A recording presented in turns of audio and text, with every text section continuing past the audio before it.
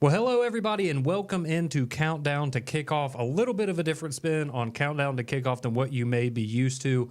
I am Conrad Van Order alongside Damian Mitchell. Yes, you may remember us from Morning Jocks. If you are not familiar with Morning Jocks, you can tune in each and every weekday here on Jocks 94.5 and catch Damian and myself as we react to everything that happened the night before, and we are the first voice getting to react to everything that goes on throughout the college football season here on Jocks 94.5. I'm very excited to get to start Countdown to Kickoff. Here we are getting ready for week 2 of the college football season. Week 1, a lot of blowouts, Damian, kind of across the board in the SEC. You had Georgia with a big win over Clemson, but as far as it goes for the Alabamas and Auburns of the world, big wins over inferior competition, just call it how it is. And now we head into week 2 with a step up in competition for both Alabama and Auburn. And we are going to kick off this edition of Countdown to Kickoff with a look at the Alabama Crimson Tide as they host South Florida in a rematch of a game that, if you're an Alabama fan, you certainly remember from last year because you went down to Florida and you had a monsoon essentially down there. You had a weather delay. Jalen Milroe got benched. Tyler Buchner, this time last year, Damian, we are getting ready to talk about an Alabama football team being led out onto the field by Tyler Buchner, who, if I'm not mistaken, is currently a walk-on wide receiver at Notre Dame. It's crazy how much things can change in a year, but now second game with Kalen DeBoer, Jalen Milroe starting this year. He got benched last year. And based on what we saw last week, it looks like Alabama is picking up right where they left off with the retirement of Nick Saban. So diving into Alabama's game against USF, Damian, how different are you expecting this game on Saturday to be from what we saw last year down in Florida? I'm expecting a night and day difference because, one, like you said, Jalen Milroe is the key factor in all of this. Just imagine if he would have played last season, how we would have had such a different outlook as far as what to expect from Alabama, especially in the offensive side. I mean, it was a struggle amongst the, like you said, the monsoon that started off, the game delay, and the inconsistency that we saw from Tyler Buchner last season, along with Ty Simpson. I know he came in for the cleanup crew, but now adding Jalen Milroe back to this offense and what we saw last season from this Alabama team is going to be completely different. And you saw what happened last week. If you'd have told me that Jalen Milroe was only going to complete 7 passes, one, I'd probably say, okay, they took him out early. Well, they did because they had explosives all over the field.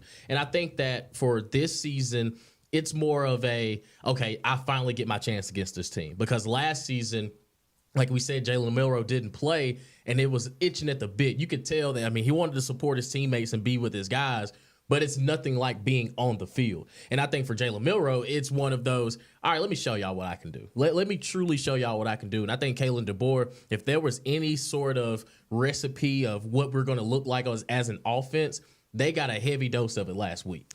Yeah, there's no doubt about that. I think that this is going to be there's just an interesting dynamic going into this game, right? Because the players that were here last year or were in Tuscaloosa last year, they're going to have a chip on their shoulder, right? You want something to prove. You want to prove that last year's game was an anomaly, the likes of which we haven't really seen since, 2007 under Nick Saban. And so I think you're going to have a very motivated Alabama team opening up the season. Of course, here in week 2, you're getting the dedication of Nick Saban Field at Bryant-Denny Stadium. So it's going to be a very special day all around on Saturday. But I think this is a good kind of a measuring stick, and I'll bring this up when we talk about Auburn and their game against Cal later on in the show. But it's a good way to look back and say, how far have we come in the last 12 months, right? And because we saw this was, I would argue the last 5 minutes of the Alabama USF game last year, that really felt like the turning point kind of for the Alabama team as a whole. Still no Jalen Milroe, but Roydell and that offensive line really carried the day for Alabama in securing that win down in Florida. And then after that, you saw what happened against Ole Miss and then against Texas A&M with Jalen Milroe showing the world, hey, I'm pretty good at throwing the football too. Yep. I'm not just a guy that's going to scramble and make plays with my legs. And so now here we are 12 months later, a lot of new faces for Alabama, but still that core group that's coming back from last year, it feels like they are going to have a chip on their shoulder, and they're going to go out there on Saturday with something to prove, not only to honor Nick Saban, but also based on what we saw last year, improving, hey, we're a lot better than this team was last year. I agree. And even if you go back to last week and the expectation of what the air raid is, and we know Western Kentucky was going to throw the ball all over the yard, and people were trying to tell us that TJ Finley all of a sudden was going to be this, world beater all of a sudden. TJ Finley was acting like he was going to be a world beater because he had thrown for 150 yards against Alabama. And it's absolutely crazy to think about it. And now to see how that defense responded. Keon Sabb, a guy that transferred from Michigan, who we expected big things, ends up having 2 interceptions. And I think that for Alabama, that kind of gave you a little bit more of a boost that, all right, Nick Saban was a defensive guy. He was a DB's coach. But what Kane Womack has implemented on that defensive side of the ball, they're still just as talented as they have been. Now it's just a different scheme. Now you're seeing these guys really play in space. And I think for South Florida, for an offense that we're used to seeing with Alex Golesh, just spreading the field with the receivers and their placement and things, that's going to be interesting to see because Western Kentucky last weekend for the air raid only totaled 145 yards. Now, I do think that South Florida has, some pieces back with, Brown at quarterback returning for another year.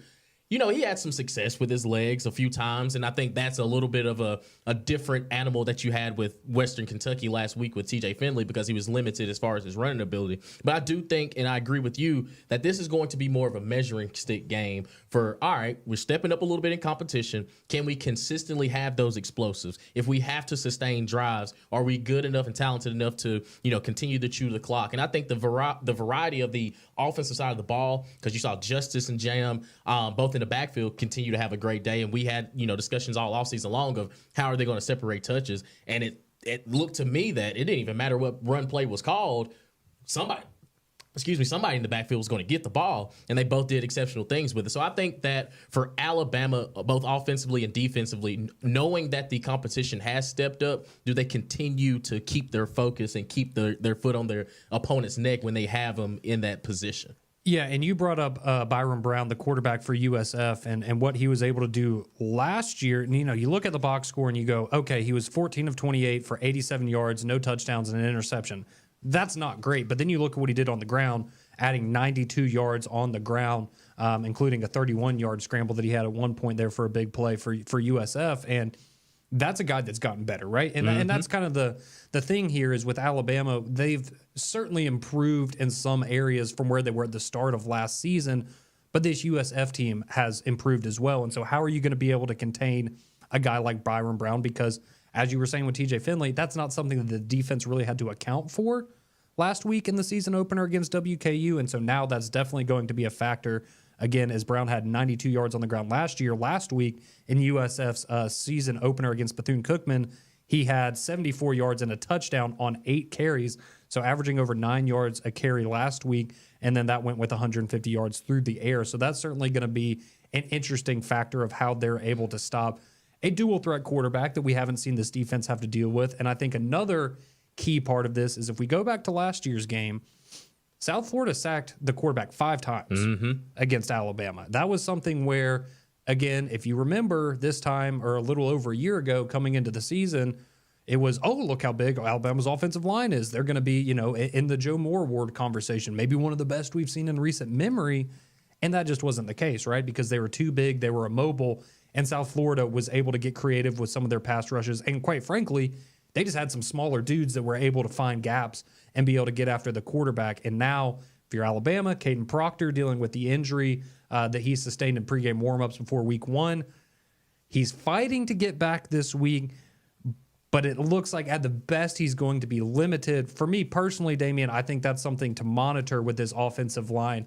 And Pritchett moving over to left tackle, he's also been banged up, so maybe there's even more movement on the offensive line.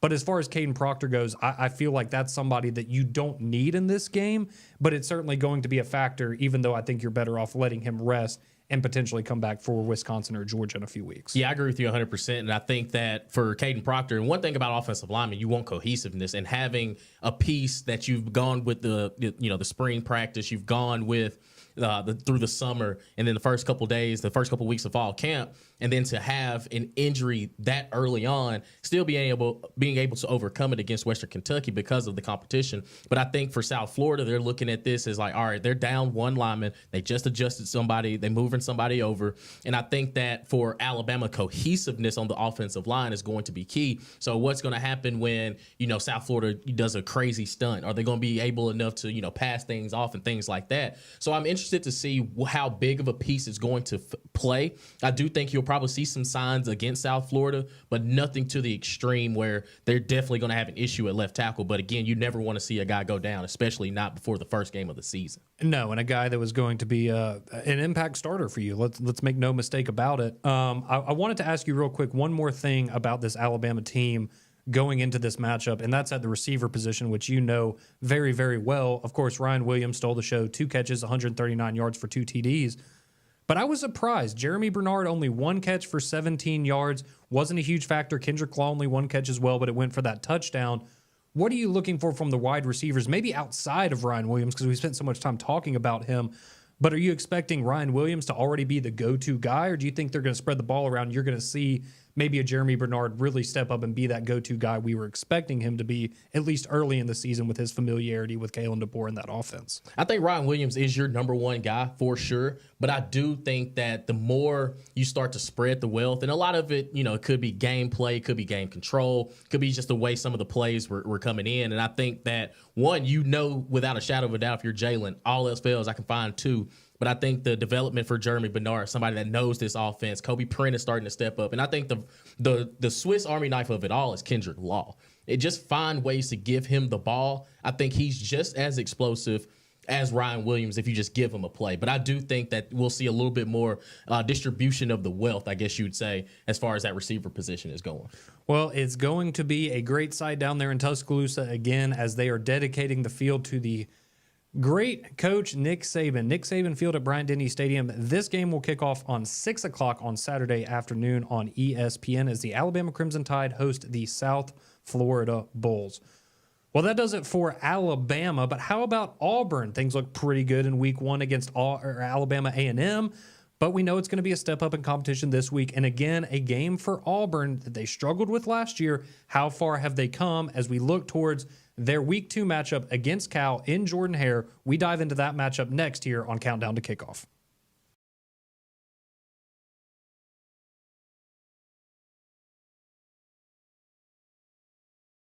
Welcome back into the Jocks Countdown to Kickoff. Damian Mitchell alongside my buddy Conrad Van Order. Also Mollywood. Molly Robinson holding it down behind the scenes, making sure this goes extremely well. As you know, you can hear us on Morning Jocks from 6 to 7. Now I guess you could say it's Morning Jocks after dark, or it should be. Yeah, but we still, got to keep some things in the drafts, unfortunately. Still got the FCC to worry about.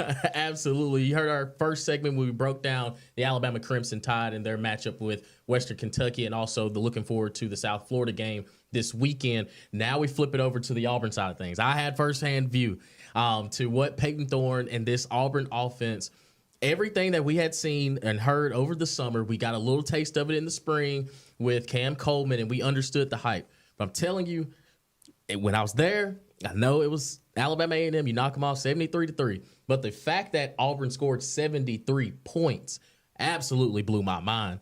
And one thing I will say, Peyton Thorne looked comfortable. And he looked confident. He had a couple miscues. Hugh really got onto him a few times. But I will say, for as much as we rag on Peyton Thorne, he looked extremely comfortable. Maybe it is the pieces around him that needs to that make him elevate his game. And when you have, the Freeze Four and Malcolm Simmons, Bryce Kane, Perry Thompson, Cam Coleman, it does make it seem like, okay, maybe it was a little bit of the receiver's fault last season for a lot of his woes.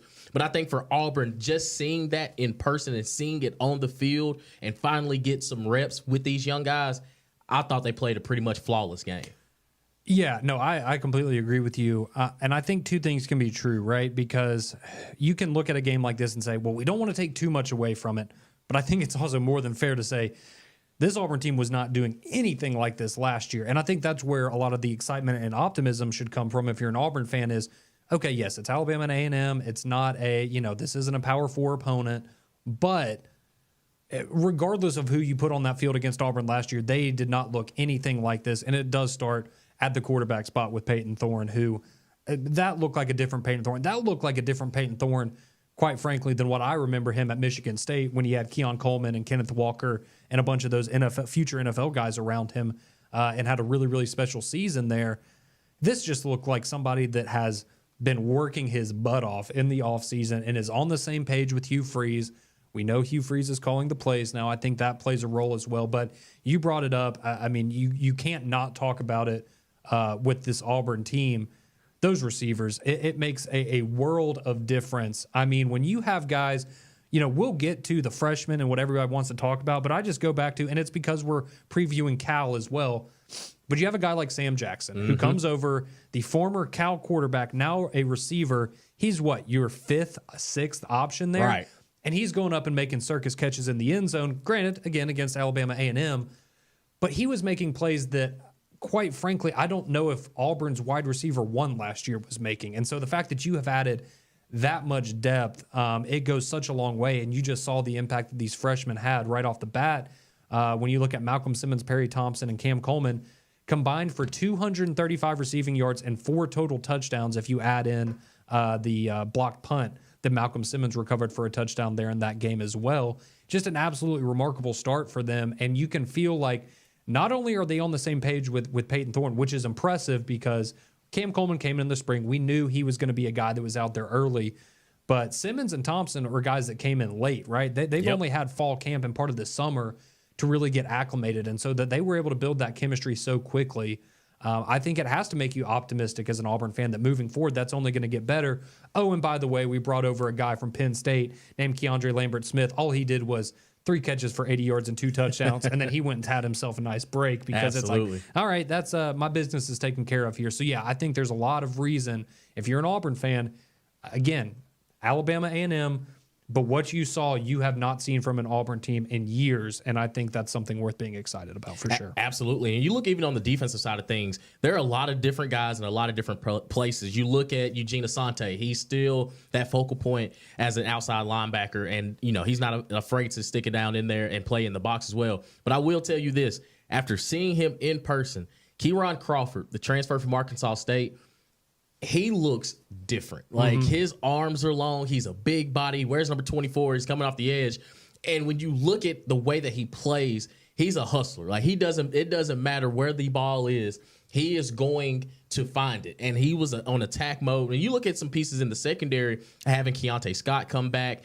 You look at the transfer from Texas and Thompson, and they seem more experienced in the back end of it. And again, there's only so much you can really take from Alabama A&M, but I do think they're going to get a little bit more of a test with Cal. I think Jay Knott, who we saw last season, he's kind of he's very similar to Kendrick Law. He's a Swiss Army knife out of the backfield. He may not be, the biggest of backs, but what he's able to do in between the tackles, he runs hard, he runs low to the ground. I think for that Auburn defense, you're definitely going to get a bigger test. I do think that you are still in a great position now with DJ Durkin. You can just tell from the depth perspective that this Auburn team gets it. And I think that's what made it so, interesting to see in week 1 was, okay, they're playing fast. Like, they don't even like they're thinking. They're just reacting and having a good time playing defensive side of the ball. And I think that's what's going to carry over against this Cal team because they know it's going to be a little bit more of a step up. And, I mean, you look at Cal even last week against UC Davis, they had some issues. It wasn't the cleanest of first games.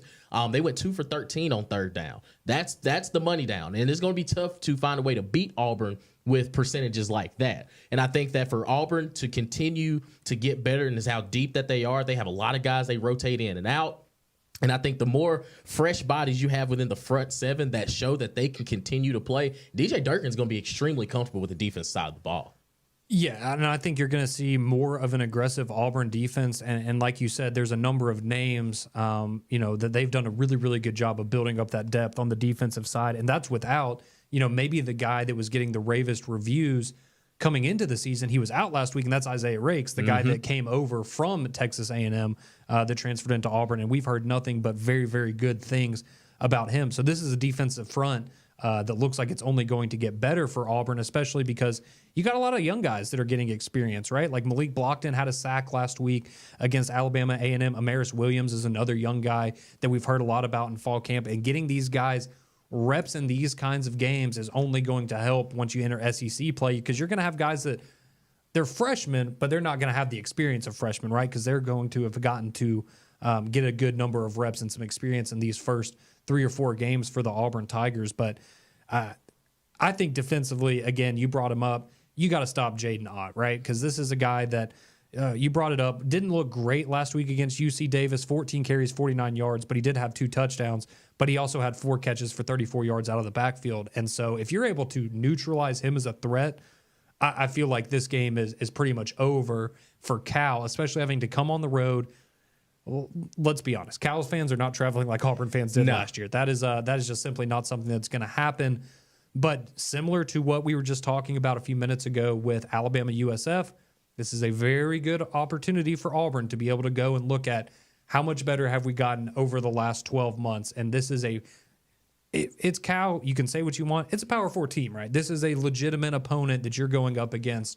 And if you're able to go and have I don't think they're putting up 70 against Cal, but if you're able to go in there and win by, 3 scores, something like that, I think you're going to have this Auburn fan base even more excited as you move forward and get ready for the Arkansas and Oklahomas and some of those bigger tests that await you early on in the schedule. But I think this is going to be a fascinating game for Auburn, and I expect it to look drastically different than what we saw out in California last year. Absolutely. That game will be at 2:30. A little bit of a time zone difference for Cal. A little bit. Yeah, it's gonna be interesting to see how their bodies get adjusted to one. I guess you'd say the speed and the heat of the South. So we're surely looking forward to that game between Auburn and Cal coming up on Saturday. When we return here on the Countdown to Kickoff, we'll take a look at some more teams around the SEC. Keep it locked right here for the Countdown to Kickoff on Jocks 94.5.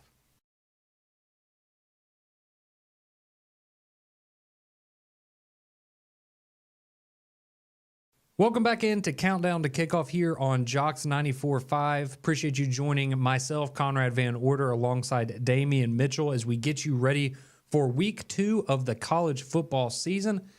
If you haven't already checked it out before, though, we highly recommend you listen to us weekdays here on Jocks 94.5. You can catch us on Morning Jocks from 6 to 7 a.m. Monday through Friday as we react to everything that happened the night before and get you set for the day's college football news. And we've already spent some time breaking down Alabama's Week 2 matchup against USF, Auburn's Week 2 matchup against Cal. But now we got to get to what I would say is the biggest game on the slate and one of the biggest games of the entire season, just in terms of brands, how many people are going to be watching, how anticipated this game has been throughout the offseason. And of course, that means that we have to head up to Ann Arbor, Michigan, where the defending national champion, I cannot wait until I don't have to say that anymore, the defending national champion Michigan Wolverines will host the Texas Longhorns, now a member of the SEC. And Damian, this is a game that, while it doesn't have any implications from a conference standpoint, this isn't going to affect either Texas's ability to play in Atlanta or Michigan's ability to go and play in Indianapolis for the Big Ten championship. But this is going to be a huge resume booster for whichever one of these teams gets a win and is ultimately able to have that on their resume come college football playoff selection time. So going into this matchup, you have a Texas team that went and took care of Colorado State 52-0 in week 0, adding on to those SEC blowouts that we saw across the majority of the conference. Michigan, on the other hand, playing Kalen DeBoer's old team, actually, Fresno State, and only won that 30-10. Didn't have probably not the, season opening experience that the Michigan fans were hoping for coming off of a national championship. But now people are going to forget all about that, Damian, if you're able to knock off the top 3 ranked Texas Longhorns in Ann Arbor. So going into this game, how do you view this matchup do you think this is a pretty equal matchup between Texas and Michigan, or based on what we saw in week 1, are you already maybe leaning towards Texas over Michigan? Because let's be honest, Michigan struggled against Fresno State. Exactly, and struggling is kind of an easy way to put it. I mean, it didn't feel like there was much of a separation in talent between Michigan and Fresno State last week. It feels like there's going to be a bigger gap between Michigan and Texas on Saturday. And I think for Texas, the way they came out and executed, and we, again, a lot of this is prefaced off of the quality of competition. I wasn't expecting Colorado State to kind of come in and pull off an upset or even make it really much of a challenge. But what we saw from Quinn Ewers, even what we saw from Arch Manning and those guys, I know your favorite receiver from the University of Alabama, he made his Texas debut, and Isaiah Bond. Had himself a nice touchdown. Yep. He did. He Good did for him. indeed. But I think right now, especially from what I saw last week, it's very difficult for me to feel optimistic about what Michigan has in front of them this weekend, because it took you literally the fourth quarter. If the fourth quarter didn't happen, Fresno State had you beat. They had you beat multiple times throughout that game, and it wasn't the cleanest of games for Fresno State. And I think for Texas right now is to avoid the press clippings. Don't listen to the rat poison, as Nick Saban would say. Mm-hmm. But you are going in the better team by far. And I think what they saw last week in Michigan, it's very hard for me to sit here and try to, put lipstick on the pig and think that Michigan all of a sudden this week is going to turn up. Or, maybe they did use last week as kind of getting caught sleepwalking a little bit or kind of looking ahead of what you have to for Texas. But I think for Donovan Edwards, a guy that graced the cover of NCAA football game, he didn't have the performance that we were looking for or expecting from him. So there's a lot of tall tasks that Michigan has to overcome, and I don't believe that it's going to happen against the Texas Longhorns. That's what my gut is telling me too right now, Damian, because you look at this Michigan team, and going into last season, you knew, all right, they're going to have a good defense. They got a two-headed monster, as we thought, at running back. But the questions, I feel like a lot of them came down to J.J. McCarthy and how much growth could he have. And while they still didn't ask him to do a ton, there's a reason that this guy was a first-round pick in the NFL draft. Regardless of what you may think of him, the guy had some talent, and he was the best quarterback that Michigan has had in a significant number of years, probably going back to Denard Robinson about a decade ago. And now he's out, and everyone thinks, okay, it's going to be Alex Orji. We got to see him a little bit in the college football playoff, having a little bit of a different look to the Michigan offense. No, it's a walk-on. Davis Warren is named the starting quarterback for Michigan, and this was not something that was, maybe if you were in the loop there in Ann Arbor, you were aware of this, but this was something that was made aware to, I think, most college football fans, 24 hours or so before the game started. So it seemed like it was kind of a last-minute decision. He goes out there against Fresno State, 15-25 for 118 yards, 1 touchdown, and 1 interception. And you bring up Donovan Edwards, 11 carries, but only 27 yards. That ain't going to get it done. It's not. The good news is you had Khalil Mullings, who went for 15 carries for 92 yards. So you have something there that's working for you in the running back room, but it's not Donovan Edwards, at least not in week 1. And I just think that's a lot that you're going up. That's a lot of pressure you're going to be putting on your defense to be able to withhold this Texas offense, because I could see this game looking similar, to what we saw with Georgia and Clemson, right? Where for the first half, it was close. Clemson held their own defensively while they were waiting for their offense to hit a rhythm. Ultimately, that never happened for them. And you saw the defense kind of fell apart, because it's, all right, the offense isn't giving us anything. We've held on as long as we can. We're gassed. Mm-hmm. And I wonder if we're going to see something similar where, since it is in Ann Arbor, Michigan's going to be fired up. The crowd's going to be rocking. They still have a very, very good defense. I could see them making it interesting early on and being a struggle for Texas. But I feel like ultimately the weapons that Texas has, the quarterback, Quinn Ewers, is significantly better than what Michigan's going to roll out there. I just think that, it's going to be too much for Michigan to handle, especially in the second half. And the depth that Texas has built up at a number of key positions, I think, is something that gives you optimism about them coming into the SEC. But in this game, and you just look at what they did coming down to Bryant-Denny last year, getting that big win over Alabama. If they hadn't been able to do that, I might not be as confident about them going up to the big house. But seeing what they did in Bryant-Denny last year, I think this team is ready to go up to Michigan and put up a good fight. Yeah, I agree with you 100%. And when I look at this Texas unit, and when I look at Michigan's defensive side of the ball too, I don't know how they can stay in front of these receivers that Texas has. And I understand Fresno State only had 9 yards of rushing, but to me, I know that Texas have had some injuries, leading into fall camp. They still were able to run the ball against Colorado State. They weren't afraid to still dial up some runs with Jaden Blue and those guys in the backfield. And for Michigan, if you're asking your secondary to stop a guy that's been playing college football for Lord knows how long now with Quinn Ewers, he's seen a lot of defenses.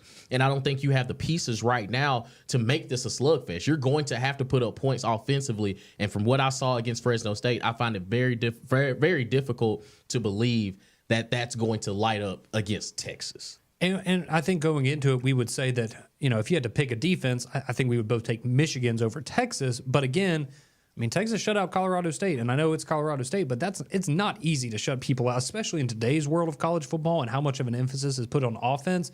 This is a Texas defense that, as a lot of people learned last year, but if you've forgotten, they're no slouch either. And so while you may give Michigan that advantage there, I think the gap on the offensive side of the ball is significant between these two opponents. Even though I know it's a home game for Michigan, you have something to prove now, after struggling a little bit in that season opener against Fresno State. But I think Texas is ready for this challenge, and I think that this is going to be a bit of a springboard for Texas as they get ready for their first season here in the SEC. And we're going to see why a lot of people had them projected to be in Atlanta and be in the college football playoff at the end of this regular season. I agree with you 100%. And Texas, to me, you're the better team. Don't overthink it. Play within your system. Play like you're supposed to. I think you handle your business with Michigan rather quickly. Yeah, I would be surprised if that is ultimately not the outcome this Saturday. And the good news with this game is if you like waking up early, you're going to get this one at 11 a.m. So this one is going to be on Fox. It'll be there after Big Noon Kickoff, both College Game Day and Big Noon Kickoff. Double dipping in Ann Arbor this weekend. So that will be a great way to start off week 2 of college football on Saturday morning. All right, when we return here on Countdown to Kickoff, we got some other big games going on in the SEC. Tennessee looking to be challenged against another ranked opponent. And could Arkansas pull off one of maybe the biggest upset of the early part of the 2024 season? We will dive into those and the rest of week 2 around the SEC when we return here on Countdown to Kickoff.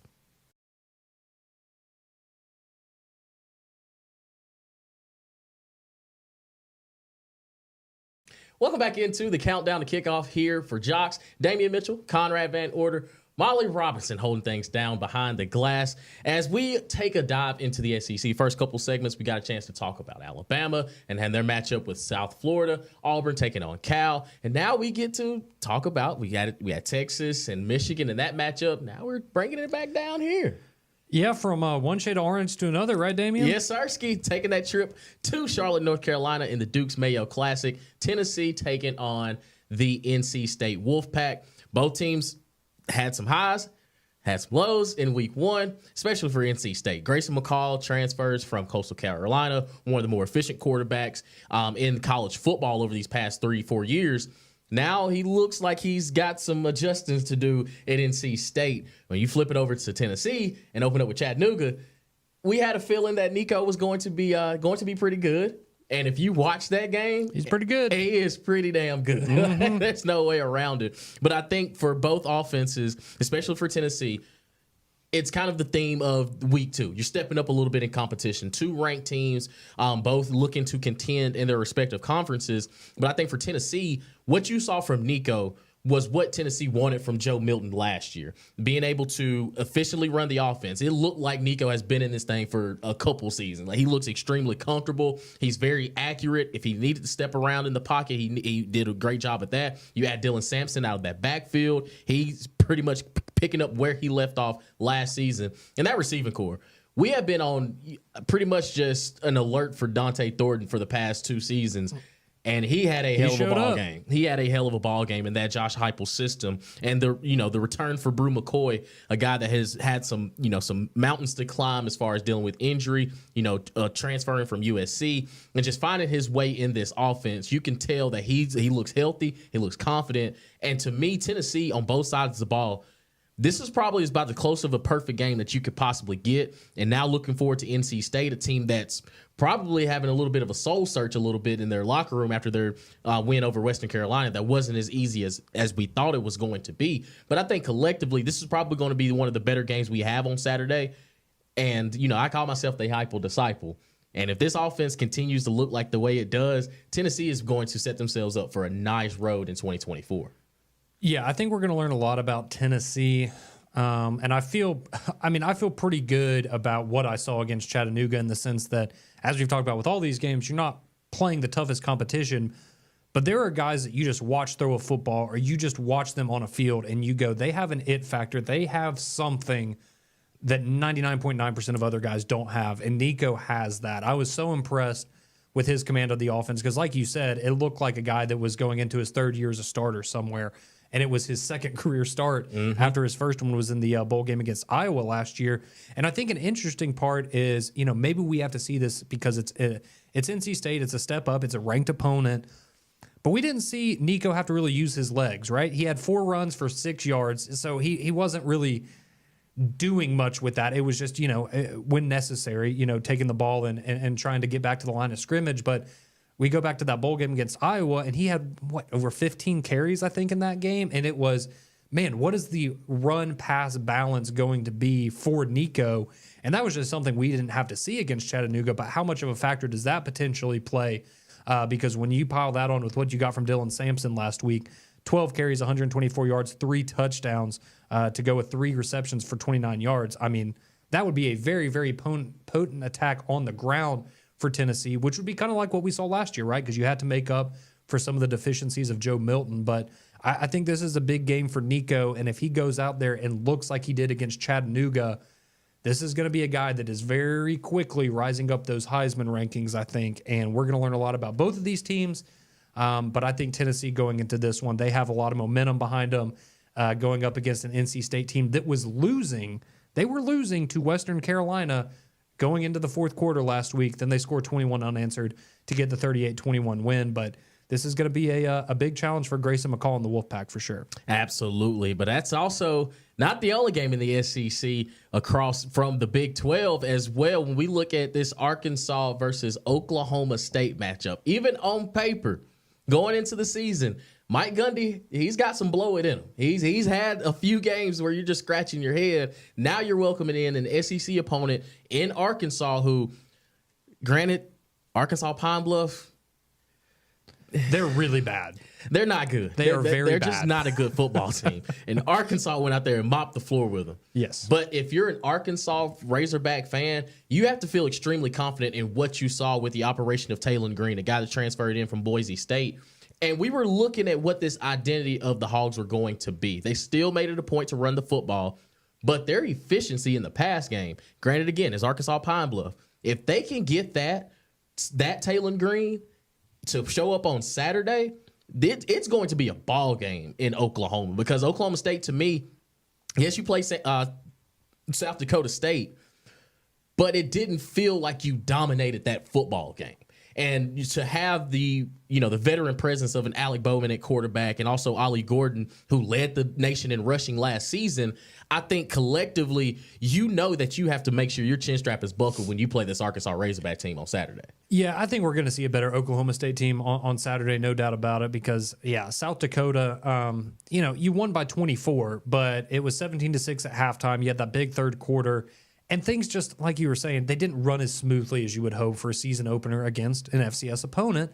But Ollie Gordon, 28 carries, 126 yards, 3 tutties, just an absolute monster. And we knew that coming in, that he was going to be one of, if not the best running backs in college football yet again this season. A lot of experience at the quarterback position with a guy coming into his 7th season. Make all the jokes you will, but a guy that's seen a lot of college football there in Alan Bowman. But this game for me is about Arkansas.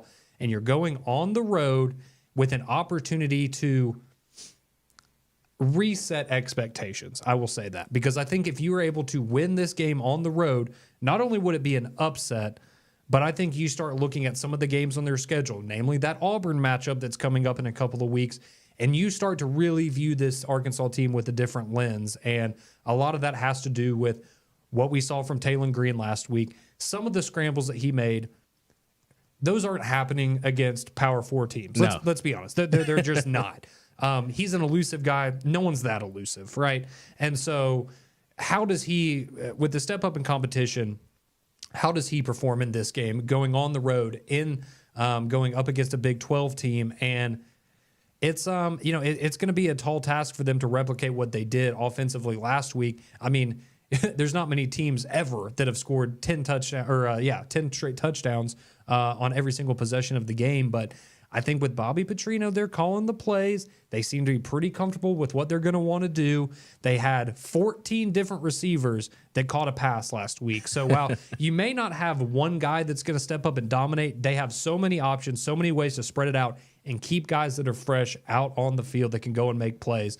but they were really good running the football. Taylor Green, 88 yards and 2 touchdowns at the quarterback spot.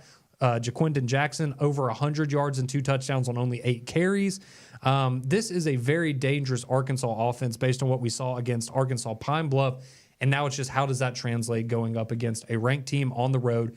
Because, again, if you're Arkansas, I think they're going to keep this close. I don't know if I'm ready to call for the outright upset, but I think they are going to keep this a one-score game and make it very, very difficult for Oklahoma State. But I don't know if there's a team that necessarily has more to gain with a win this week in terms of how the entire country is going to perceive them moving forward than Arkansas if they're able to go up and knock off Oklahoma State. Yeah, I agree. And I think for Oklahoma State, you have to be ready for the fist fight. Yes. It's coming, and there's no way around it. And when you look at Mike Gundy and his track record, there are so many questionable losses on his resume. There are. It's, what were you thinking? What were you doing as far as just getting your team ready to play these types of matchups? And I think for Arkansas, they're looking at it as, we're playing with house money. People don't even expect us to be contending for anything. But like you said, how different does it look for this Arkansas unit if they find a way to beat Oklahoma State on the road on top of that? Because to me,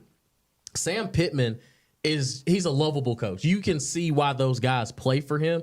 And I think that now, as we're getting into this new age of football and this new era in 2024, you don't have many guys that are just loyal to a coach. It's one of those, I would love to play for Sam Pittman. And I think that once you see how this unit, and adding Bobby Petrino as the offensive coordinator, somebody that's been at Arkansas for a long time, he knows how to win there. To me, it sets up for a great recipe for Arkansas. I'm agree with you. I'm not going to say they're going to pull off the upset. One, I wouldn't be surprised if it happens, but two, they can make this a really tough ball game for Oklahoma State. Absolutely. Well, that does it for the first edition of Countdown to Kickoff with myself, Conrad Van Order, and Damian Mitchell, running through what you can expect in week 2 of the college football season. Again, you have Alabama taking on South Florida, Auburn taking on Cal, the big game between Texas and Michigan. We got Arkansas, Oklahoma State, Tennessee taking on NC State, and then you even have an all-SEC matchup this early on, actually, with South Carolina and Kentucky. Maybe not the two most attractive teams in the SEC that could be playing this early, but again, it's an all-SEC game. That's certainly one that's going to have big implications on the rest of the season. So we'll be back next week, but this is us signing off here on Countdown to Kickoff. Enjoy your college football weekend, week 2 of the college football season. It's